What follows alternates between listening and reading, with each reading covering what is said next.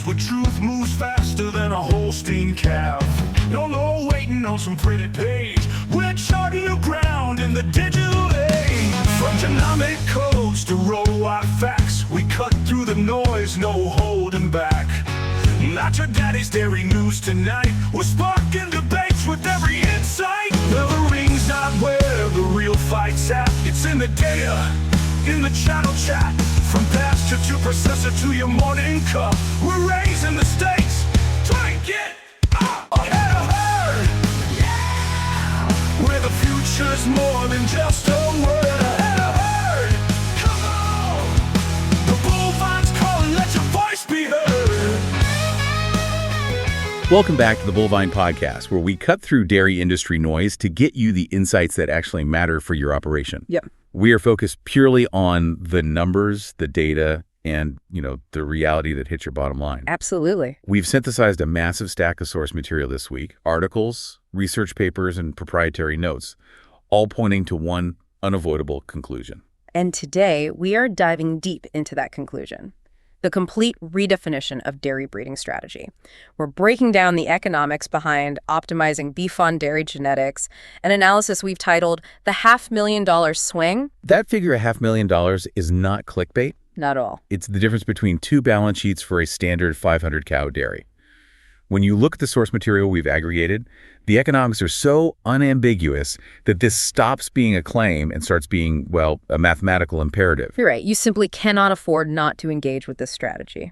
It's an imperative driven by cold, hard ROI. The core context here, for you, the listener, is that breeding decisions are no longer about brand identity or, long-standing breed loyalty. Not anymore. They have been stripped down to a purely segmented, profit-driven system focused entirely on maximizing return on investment per breeding unit. And we are far past the early adopter phase, which is crucial. 72% of U.S. farms have already made this pivot, incorporating beef genetics into their strategy. 72%? Just let that sink in. Yeah. That means if you're still running a traditional closed-loop system, you are now operating in the minority, and you are actively exposing yourself to a huge market inefficiency. The stakes are enormous because the fundamental calf value gap has widened to an unprecedented degree. Yeah. We are talking about the difference between a median dairy bull calf, which might track around, $875 today? If you're lucky. Right.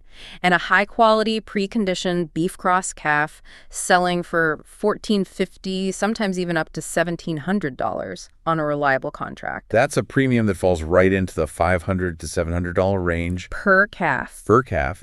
And when an operation fails to capture that margin, they are, in effect, leaving hundreds of thousands of dollars just sitting on the table every single year. Exactly. And it's not just a revenue problem, it's a cost control issue.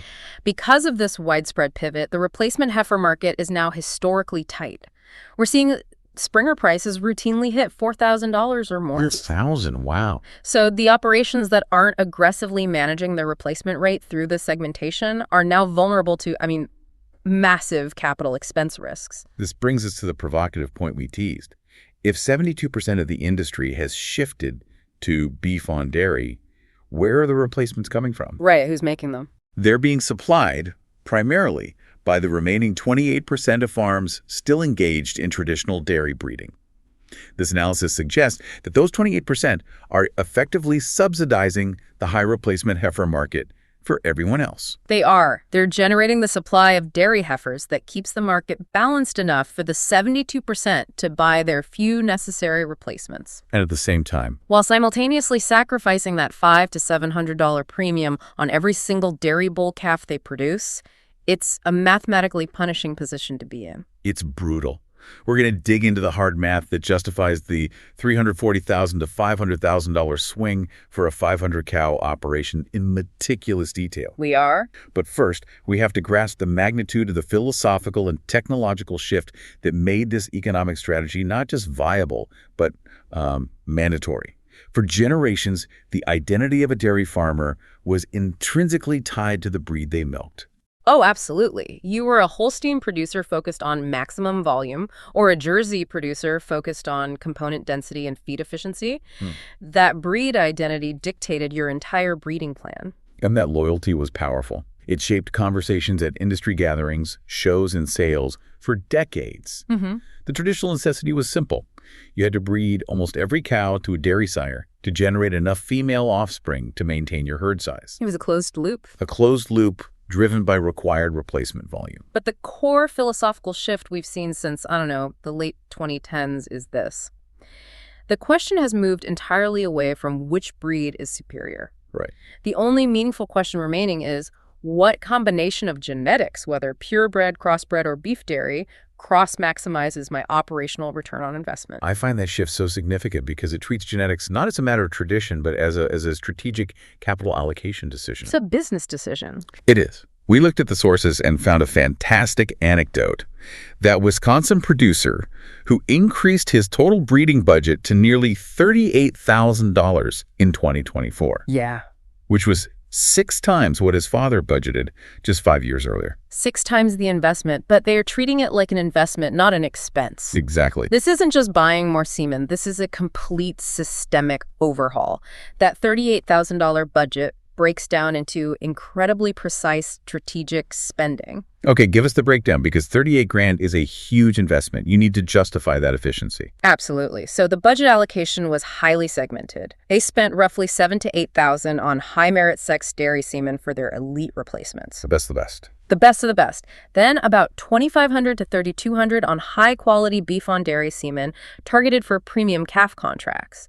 But the truly massive chunk, around $24,000, went into genomic testing. Wait, $24,000 just on testing? That's where the skepticism needs to come in. That's a huge outlay before a single pregnancy is even confirmed. It is. What exactly is that genomic testing budget covering? It can't just be standard GTPI scores. No, it's highly integrated. It covers basic parentage verification, sure. But more importantly, it covers comprehensive health and fertility panels. Like what? Like checking for bovine leukosis virus resistance or specific management traits. Most critically, it allows them to rank their replacement candidates precisely using sophisticated indexes like net merit, dairy wellness profit, and the health trait index. So they aren't just selecting. They're culling with surgical precision. That's the perfect way to put it. So the farmer's realization was that he was spending 6 times more, but he was measuring profitability, net profit per stall, and return on that specific genetic investment, not just pounds of milk shipped. Right. That makes the breeding program a profit center, not just a necessary cost center. That's the key metric. The old benchmark was pounds of milk. The new modern metric is net profit per stall derived from component revenue, low replacement cost, and high calf sale value. And when you start measuring those right outcomes, the switch to utilizing beef genetics becomes an obvious mathematically derived decision. And the fact that 72% of dairy farms have already adopted beef genetics proves that commercial reality and economic pressure will always overcome breed tradition. Oh. But this reality was fundamentally enabled by one technological breakthrough. That's sexed semen. Without reliable gender-selected semen technology, this whole segmented approach is simply impossible. You need to be confident that when you breed your best cows, you are reliably producing future herd replacements. The numbers on adoption are just staggering. Yeah. Gender-selected semen now accounts for 61% of all dairy breeding decisions in the U.S. 61%. That is 9.9 million units sold domestically, according to the latest NAAB report, out of 16.1 million total units. And just 5 years ago, that share was closer to, 35%? Yeah, around there. That exponential surge is the engine that drives this entire financial strategy. When you can consistently achieve 90% or greater heifer conception rates on your top-tier genetics using sexed semen, you immediately solve your replacement problem using a smaller proportion of your herd. That immediately frees up the rest of the herd for profit generation. This is where we transition into the implementation strategy, the segmented herd approach. Defining the segmented herd approach requires precision. It's not, plain English. It's stratified management effort and capital allocation. Right. You stop viewing all cows as equal candidates for your most valuable genetics. We're not using $35 sex semen on a cow with average genetics, poor fertility history, and a high projected culling risk, hoping for a mediocre replacement. No, that's a total waste of capital and reproductive time. So the segmentation involves a minimum of 3 tiers. Right. Tier 1. The top 15 to 20% of cows. These are high genetic merit animals confirmed by genomics with excellent health and fertility records. They're the future of your herd. Exactly. They receive the most expensive sex dairy semen to produce your elite replacements. This ensures generational progress. Okay, then tier 2, the bottom tier. Yeah. Maybe 25 to 35% of the herd. And these are cows with lower genomic scores, older animals, or those with underlying health or fertility issues that make them culling risks in the near future. So they are the profit generation tier. That's it. They receive high-quality beef genetics to produce a high-value feeder calf. And critically, tier 3, the middle, 45 to 60%. This is the flexibility tier. They are healthy cows, good producers, but not elite. Their breeding decision is entirely dynamic. It's optimized based on your current replacement inventory and pregnancy rate trends. So if you're forecasting a heifer shortage 3 years out, You might use conventional dairy semen here, but if your replacement inventory is flush, you use beef genetics for that added revenue. that flexibility is key. A 500-cow operation needs about 110 replacement heifers annually to maintain herd size and account for culling. Right. If you can achieve that required number consistently with sect semen on just 150 cows, you've suddenly designated 350 other breedings purely for market value. Maximizing that $500 to $700 calf premium. And that market value, that premium, Yeah. is exactly what we need to rigorously quantify next, because that gap is the core financial mechanism of the $500,000 swing. Let's drill down into the financial specifics, because the difference between an efficient farm and an inefficient one is laid bare in the breeding program ledger. Yep. University of Wisconsin-Madison research, led by Dr. Victor Cabrera's team, provided the benchmark data for this massive calf value gap. They did. They documented that pure dairy bull calves, which historically had minimal value or were even a net liability. Sometimes you couldn't give them away. Exactly. Now bring a median of $750 to $1,000 at auction, and that's for a standard dairy bull calf. But the beef cross calves, these are not average calves. These are often preconditioned, uniform calves from specific sire lines, like highly rated Angus or Simmental crosses. And they command a massive premium. $1,250 up to $1,700 per head, often secured via forward contracts with large feedlots. That $500 to $700 premium is pure revenue gain derived directly from one strategic choice. The type of semen you use. That's it. Let's calculate the real-world impact. For a standard 500-cow operation, assuming a, 65 to 70% calving rate, you're likely generating around 350 or more non-replacement calves that you're selling off into the market every year. Yeah, that sounds about right. If those 350 calves were standard dairy bulls, even at the high estimate of $1,000 per head, that's $350,000 in revenue. It covers some bills, but it's not transformative. Not at all. Now, if those 350 calves are high-quality beef crosses, and we take a conservative average of $1,450 per head right in the middle of the documented range, that revenue jumps to $507,500. Wait, just that single switch changing the semen type for 350 cows generated over $157,000 in additional annual revenue. It's incredible. And that's before we even account for the massive savings on the capital expenditure side. Replacement heifers. The replacement heifer math is where the economics become completely unavoidable. Yeah. You are gaining massive revenue on the calf side and slashing massive capital cost on the replacement side. This is the definition of optimized efficiency. So let's rigorously walk through the full comparison for that 500-cow operation. This is the swing math, and we need to look at net position, factoring in breeding costs, calf revenue, and replacement purchases. Okay, let's do it. Scenario 1. The traditional, non-optimized approach. This operation is still using conventional semen heavily, maybe a little bit of sex semen, and hasn't fully committed to genomic testing. Right, they aim for self-sufficiency, but high culling rates, often 35 to 40% in older purebred volume herds, force them to buy replacements. So in this scenario, the breeding budget is low, maybe $12,000 annually. They sell their dairy bull calves for, let's say, $150,000 to $200,000. But due to inefficiency, not enough high-quality heifers, they have to buy 30 to 40 replacements annually at $4,000 per springer. Which is the going rate. That's a purchase cost of $120,000 to $160,000. Okay, so if we run the math, Yeah. take the calf revenue, subtract the $12,000 breeding budget, and subtract the, say, $140,000 in purchase cost. Yeah. The net financial position on their breeding and replacement program is somewhere between a small loss of $12,000 and a modest gain of $28,000. It's essentially a break-even proposition, a lot of work for not much gain. Exactly. Now for scenario 2. The optimized segmented herd approach. They're utilizing the full strategy. Sex dairy on the top 20%, high-quality beef on the remainder, and that $38,000 breeding budget covering genomic testing and consulting.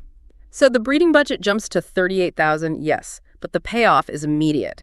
They produce 350 beef cross calves, bringing in between $437,000 and $595,000. Wow. And because they are successfully breeding their highest genetic merit animals with sex semen, their internal replacement needs drop drastically. They only need to buy 10 to 15 outside replacements, Get that. costing a manageable $40,000 to $60,000. So when we run those numbers, high beef calf revenue, subtract the higher $38,000 breeding budget, and subtract the significantly lower, say, $50,000 in replacement cost. The net breeding and replacement position lands squarely between a positive $340,000 and a positive $495,000. That is the $500,000 swing. That's it. That calculation proves the point. The annual difference in economic performance between those two common management styles is $340,000 to $500,000 plus. It's not just an improvement. It transforms the breeding program from a liability or a break-even operation into a massive, consistent revenue stream. Transformative is the right word. But we cannot focus solely on calf sales. The main source of revenue is still the milk check, and that genetic strategy must still drive profitable milk production. Which today means components. It absolutely means components. Yeah. As Corey Geiger from CoBank has pointed out, under modern multiple component pricing programs, roughly 90% of the entire milk check value is allocated based on butterfat and protein content. Right. Volume is now secondary to quality. So let's put specific dollar values on genetic component selection. We analyze the milk pay data. When butterfat is generating $2.66 per pound and protein $2.48 per pound. If an operation genetically improves their butterfat from 3.90 to 4.25%, that adds 93 cents per hundredweight to their revenue. And if they boost their protein from 3.16 to 3.32, that's another 40 cents per hundredweight. So combined through genetic selection, that is a $1.33 per hundredweight revenue increase applied across the entire milk pool. That's huge. On a 1,000 cow dairy, shipping 80 pounds per cow per day, that $1.33 per hundredweight difference translates to $13,300 in annual revenue. Just from genetics. Just by optimizing genetics for components. Yep. And that is before considering quality premiums. Right, because specific regional processors are offering component premiums that further incentivize this focus. Curtis Jarrett's from Compure Financial noted that upper Midwest processors are routinely offering quality premiums around 85 cents per hundredweight, specifically rewarding consistent high component volume. So that means component focus adds nearly $2 per hundredweight in some areas. Therefore, the takeaway is absolute. Your breeding decisions, even for your replacement stock selected via sexed semen, must prioritize component traits like fat and protein yield or indexes like CFP. Whether you choose jerseys, Holsteins aggressively selected for component indexes, or specific crossbreds known for high components like Montbéliard. Ignoring component trends means willfully foregoing massive revenue. It's a dual strategy, right? Component genetics to maximize 90% of the milk check, and beef on dairy genetics on the bottom half to maximize the remaining 10% derived from calf value. You have to do both. Okay, we've established that the economic incentive is overwhelming. Yeah. But we are the Bullvine podcast, and we have to challenge the hype. We need to hit the reality check presented to the source material, the genomics paradox. This is a fascinating and crucial disconnect. Genomic selection was the great hope of the industry, introduced around, 2008? Yeah, about then. By cutting the generation interval, genetic potential for milk yield should have skyrocketed. The AIE analysis confirmed that the potential genetic improvement accelerated by 60 to 70%. Yet the actual farm-level milk yield growth remained stubbornly flat at 1.3% annually. Which is the same rate of progress we were seeing before genomic selection became widespread. So why the massive gap between potential and reality? That is the core question. We invested billions in genomics, and the average cow on the average farm isn't delivering the expected performance leap, and I'm skeptical that this can simply be blamed on lazy management. It's not about being lazy, it's about limits, what the AAEA termed management constraints. Right. Genetics can only express themselves under optimal conditions. If you purchase the best genetics, but your facility design limits feed bunk access, your parlor throughput causes stress, or your labor constraints mean TMR delivery is inconsistent. You've created a physical ceiling on performance. Exactly. You've bought a Ferrari engine and installed it in a pickup truck chassis. Great analogy. The engine is capable, but the chassis limits its speed. Furthermore, we must recognize the biological cost of this accelerated selection. Which is inbreeding. The data shows that inbreeding is accumulating faster under intense genomic selection because the pool of elite sires is narrowing. That accumulation has measurable negative implications, particularly for fertility and overall health traits, which are harder to select for. And this brings us back to profitability, not just volume. The Canadian research we reviewed found that operations focusing exclusively on higher milk production, ignoring the long-term health and fertility costs, showed a net negative genetic trend for overall economic efficiency. That is deeply concerning. If your annual genetic improvement is averaging around 2%, but your costs for managing health issues, or critically, your replacement costs are rising at 10% annually, You're going backwards. you are actively eroding your margins despite owning genetically superior cows. Genomics gives you a better animal, but it doesn't solve the management bottleneck or the cost inflation problem. So genomic testing is absolutely essential for informed culling and selecting the top 20%.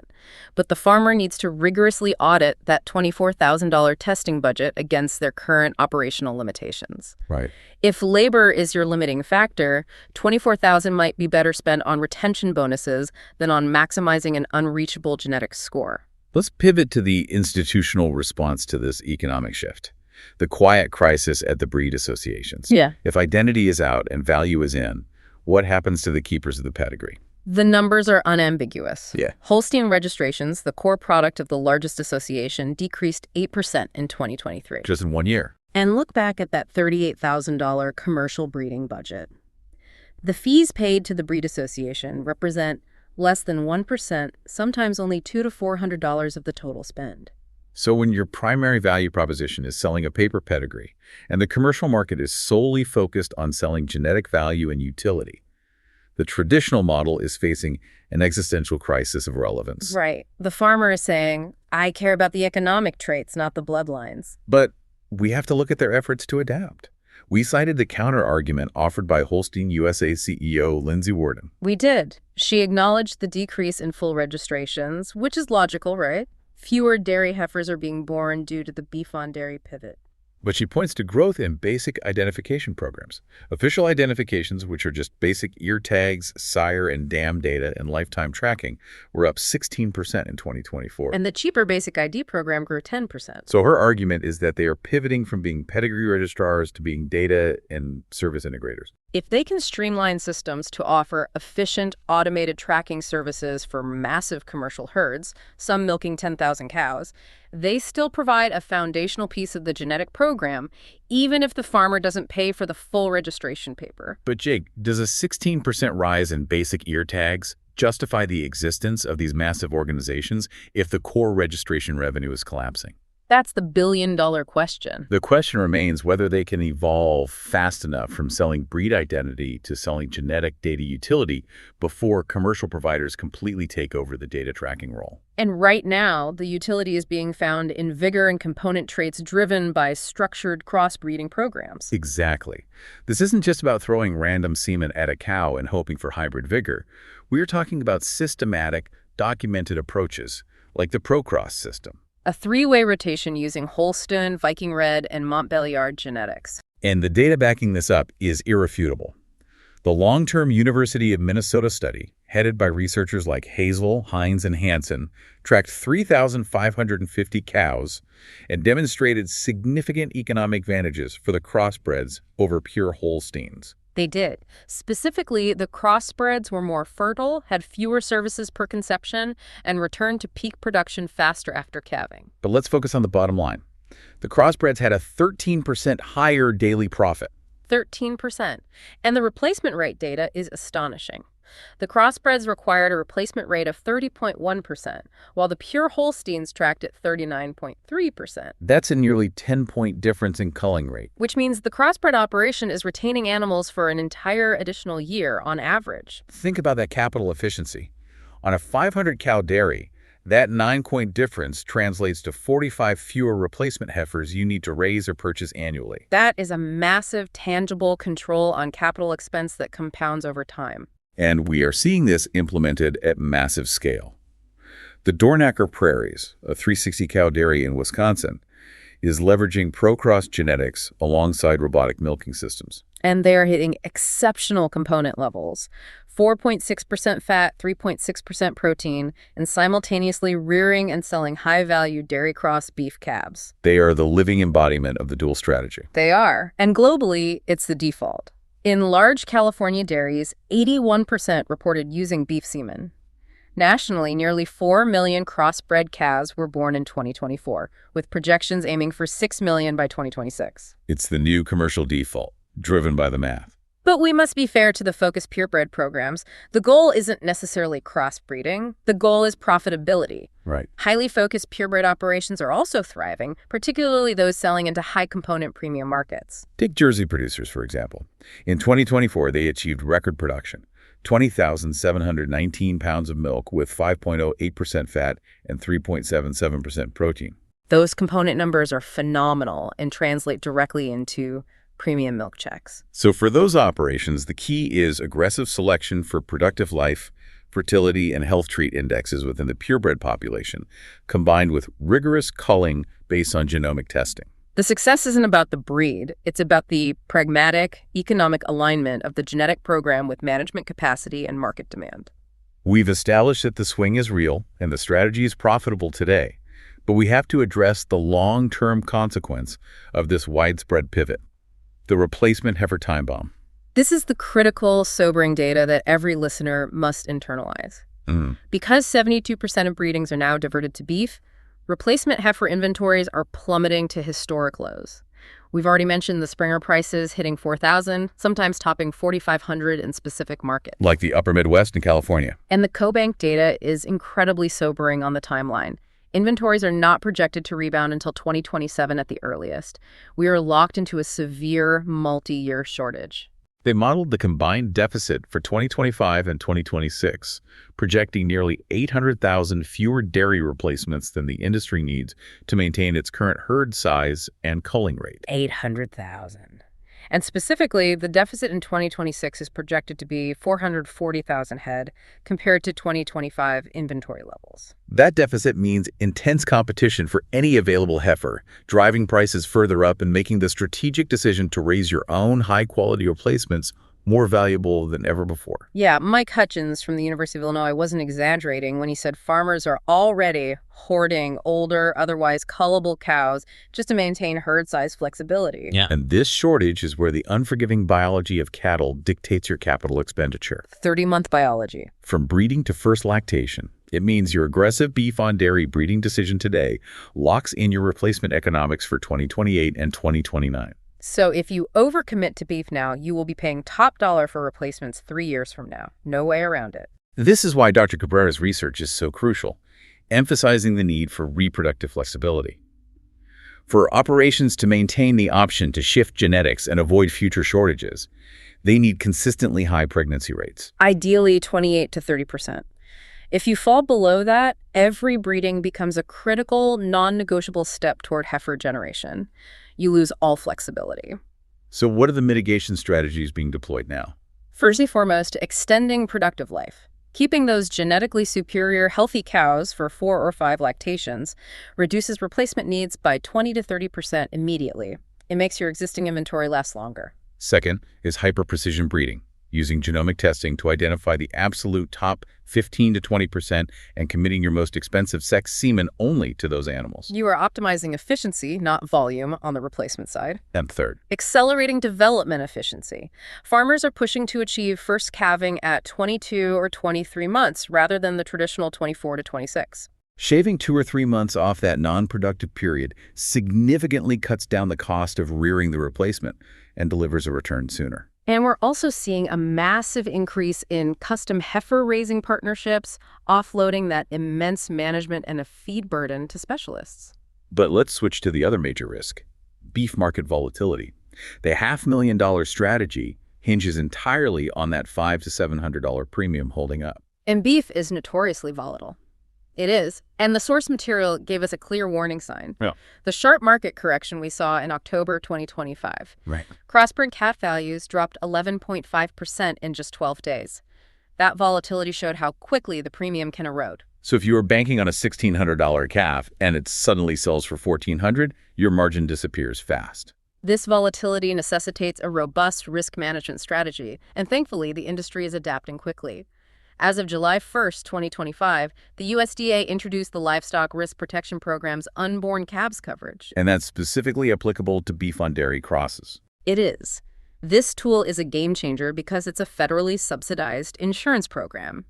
It allows the dairy producer to purchase price protection before the calf is even conceived. So you can lock in a floor price. Up to $1,200 per calf, depending on the coverage level you choose and the current market conditions. Okay, explain how that practically works for the listener. If I'm planning my breedings for October, how do I use LRP to protect the revenue I'm hoping for 18 months later? You purchase the coverage based on the expected birth date of the calf. The coverage price is set using national market indexes for beef feeder cattle, and the government subsidizes a portion of the premium, often between 13% and 20%. And if the market price falls below your insured price when the calf is ready for sale? The insurance pays the difference, protecting that margin. That October 2025 correction made this tool essential for any operation relying on beef calf revenue. Beyond insurance, other mitigation strategies are vital. Forward contracting is critical. Securing a price with a feedlot buyer when prices are favorable, rather than relying on auction day volatility. And diversification of beef genetics. Yes. Don't rely solely on one sire breed. Use a mix of high-indexing Angus, Simmental, Limousin, and even some specialty crosses. This avoids reliance on a single market segment and provides more consistency for the buyer. And the most important mitigation tool remains flexibility. It always comes back to this. Maintaining that high 28 to 30% pregnancy rate allows you to pivot quickly. So if beef markets drop 15% and replacement prices start dipping below $3,500, you have the operational flexibility to immediately shift more of your middle-tier cows back to conventional dairy breeding to protect your replacement inventory and milk check margin. rigidity equals exposure. The ability to change direction, enabled by strong reproductive performance, is the single greatest risk mitigation tool in the modern dairy operation. All right, Jake, let's bring this entire deep dive home. We've covered the $500,000 swing, the genetic paradox, and the time bomb we're facing in 2027. A farmer just finished milking and is driving to the feed store right now. What are the 3 non-negotiable takeaways they need to implement in their operation? Number 1 is always the foundation, reproductive performance. It is the gatekeeper to the entire optimized strategy. Without it, the whole system collapses into high replacement costs. Takeaway 1, your pregnancy rate is the gatekeeper. Immediate action this week. Pull your 12-month rolling pregnancy rate trend. You need to know that number cold and compare it against industry benchmarks. Medium-term strategy, 3 to 6 months. If that rate is tracking below 28%, you must focus every available reproductive resource there first. Beef on dairy segmentation is a waste of capital if poor fertility means you still have a replacement shortage. Long-term positioning, 1 to 2 years. Maintain a reproductive performance that gives you 30% plus flexibility. That buffer is your insurance policy, allowing you to quickly shift genetics based on the volatile beef market and future CoBank heifer inventory forecasts, protecting your 2028-2029 replacement supply. Takeaway 2 must be about the ledger. You can't capture the swing if you don't know your true costs and local values. Absolutely. Takeaway 2, run your own numbers. Don't trust averages. Immediate action this week. Calculate your true cost per replacement heifer. The source material proved that many operations underestimate this cost by $500 to $800 per head because they fail to include comprehensive feed, labor, veterinary, and overhead costs until calving. Get a detailed, fully burdened figure. Medium-term strategy, 3 to 6 months. Get current local quotes for high-quality, pre-conditioned beef cross calves. Don't rely on national auction data. Know exactly what local buyers are paying, $1,250 to $1,700 for quality crosses in your region. Then, run the full 500 cow comparison with your actual production figures to determine the precise $340,000 to $500,000 swing for your specific operation. Long-term positioning, 1 to 2 years. Base all bull selection dairy or beef on components to maximize the 90% of your milk check tied to quality. Every breeding decision must either deliver component value or a high-value calf. And finally, you have to protect that massive calf premium. You cannot afford to lose the critical margin to market volatility or unexpected price corrections. Takeaway 3, protect the premium. Immediate action this week. Contact your crop insurance agent and inquire specifically about the new USDA LRP unborn calves coverage. Understand how you can lock in price protection up to $1,200 per calf right now. Medium-term strategy, 3 to 6 months. If you haven't adopted a segmented approach, start a pilot program immediately. Use sex semen on the top 20% and beef genetics on the bottom 20% of breedings to see how it integrates with your existing labor and management protocols before a wholesale shift. Yeah, test it out. Long-term positioning, 1 to 2 years. Use genomic testing strategically for precise culling and parentage verification. That $24,000 budget must deliver ROI by eliminating marginal animals and identifying the elite. But recognize that management constraints limit genetic expression. Don't overinvest in potential that your facility or labor situation can't deliver. The economic logic of the $340,000 to $500,000 plus annual swing is now the dominant force in the dairy industry. The math is simple capital allocation. And the choice today is whether you adapt your breeding program to capture that immense profit or whether you remain in the 28% who are unwittingly subsidizing the tight replacement heifer market for everyone else. The era of breeding based on tradition is over. We are in the era of ruthless economic breeding. For producers willing to run the comprehensive numbers and adapt their management to meet the genetic potential they buy, that $500,000 opportunity is absolutely real. This has been another deep dive from the Bullvine podcast. For more straight-talking industry analysis and the no BS insights you need to manage your operation, head to www.thebullvine.com. Subscribe wherever you get podcasts.